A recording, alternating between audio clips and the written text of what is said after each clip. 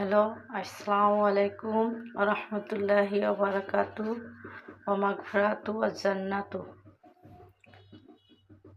পরোটা দিকে পুরাতন কথা মনে হয়ে গেল।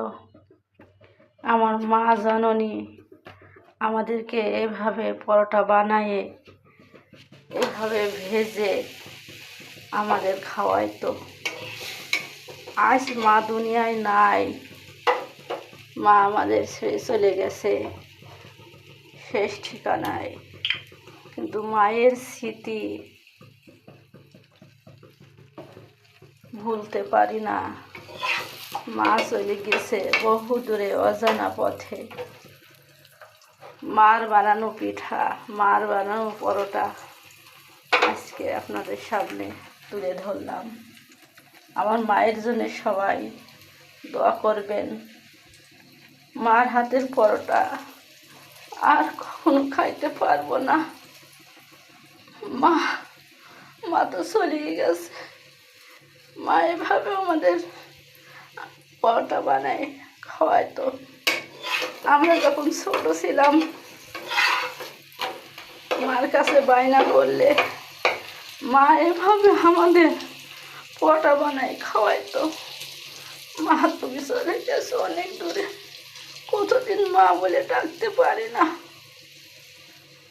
মা, তোমার স্মৃতি ধরে রাখার জন্য আজ এই পরোটা বানাইছি আমার ছেলের খাওয়াবো বলে। আমার ছেলে আমার কাছে বায়না করছে যে আমার মা একটু পরোটা বানাই দাও, আমার নানি যেভাবে আমাদের পরোটা খাওয়াইতো একটু বানাই দাও। তাই মার স্মৃতি ধরে রাখার জন্য পরোটা বানিয়ে দিচ্ছি আমার সন্তানদের। আমার সন্তানরা এই পরোটা খাবে। সবাই আমার মার জন্য দোয়া করবেন, আমার মা যেন জান্নাতুল ফেরদৌস পায়। আসসালামু আলাইকুম ওয়া রাহমাতুল্লাহি ওয়া বারাকাতুহু, মাগফিরাতু ওয়া জান্নাতু। হ্যালো, আসসালামু আলাইকুম রহমতুল্লাহি ওয়া বারাকাতুহু ও মাগফিরাতু ওয়া জান্নাতু। পরোটা দিকে পুরাতন কথা মনে হয়ে গেল। আমার মা জাননি আমাদেরকে এভাবে পরোটা বানায়ে এভাবে ভেজে আমাদের খাওয়াইতো। আজ মা দুনিয়ায় নাই, মা আমাদের ছেড়ে চলে গেছে শেষ ঠিকানায়, কিন্তু মায়ের স্মৃতি